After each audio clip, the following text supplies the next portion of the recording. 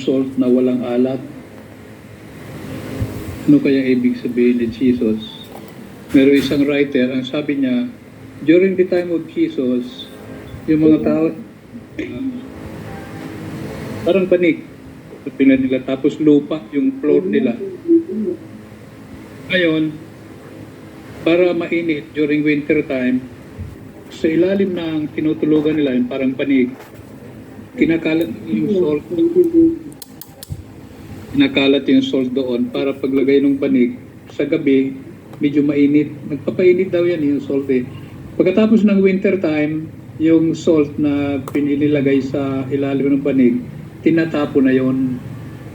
So, possibly, baka ito yung ibig din sabihin ni Lord, no? Na nagamit na, wala na, itatapo na lang. Sa akin naman, meron akong scientific explanation. Yung salt, para mawala yung alat, kailangan paghiwalayin ang sodium sa chloride. Kasi salt is NaCl, water is H2O, hydrogen, oxygen. Pag pinaghiwala yung oxygen sa hydrogen, wala ng tubig. You have gas. Dito naman sa salt, pag pinaghiwala yung sodium sa chlorine, mawawala na yung saltiness, mawawala na yung salt. Kaya lang, ang matitira ay isang sodium at isang chlorine. Ay ditong dalawang element na ito, both are poisonous. Poison.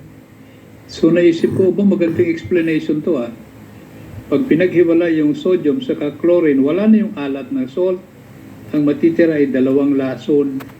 Toxic. Toxin na lang.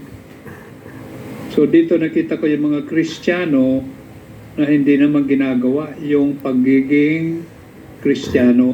Hindi kumikilos tulad ng mga Christians. Kaya instead of being salt, nagiging poison community. Di ba yung mga corrupt official, mga Kristiyano yan eh, mga binyagan yan. Pero pag nag-corrupt, nagiging poison kasi nawawalan ng gamot sa barangay, mahirap na pumila sa PGH, ang haba-haba lagi ng pila, walang ibang government hospital na mapuntahan. So nagiging poison na pag wala ng alat. Sabi ko magandang ano ito ah. Alam pala ni Jesus yung process of separating chlorine and sodium. Ang tawag sa process na yon sa science ay electrolysis. Pag-aralan ko yan sa high school science. Anyway, yung sharing ko naman doon sa light, nung binabasa ko yung gospel, sa halip na tingnan ko yung sarili ko para maging light, alam niyo yung ginawa ko, tinignan ko sa community. Sa community namin, sino yung nagbibigay na liwanag sa akin?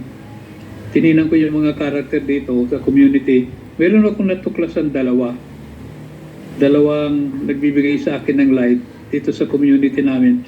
Kasi mga office workers to, no? Yung isa lagi nakangiti, kahit maraming problema, lagi nakangiti. Batang-bata pa lang, pero from Visayas, magaling siya magtagalog.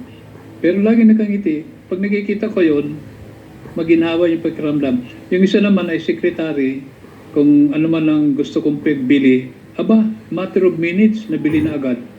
Sabi ko, ang galing naman itong dalawang ito. So sa halip na ako maging light, hinanap ko sino yung light sa buhay ko.